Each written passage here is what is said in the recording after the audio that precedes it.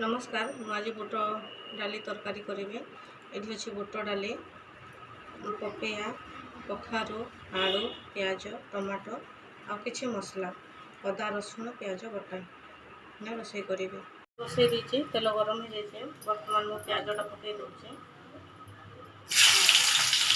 प्याजटा भाजी गले मसलाटा भाजी आम प्याज भजा हो जाए 2 चामच अदा रसुण बटा दे दूचे।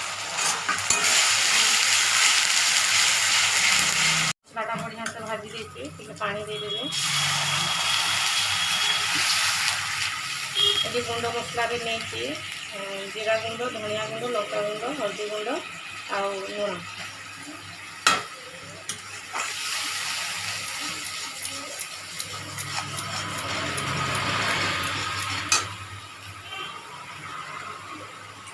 टमाटो पकई दूचे और तेजपत्र पकई दूचे।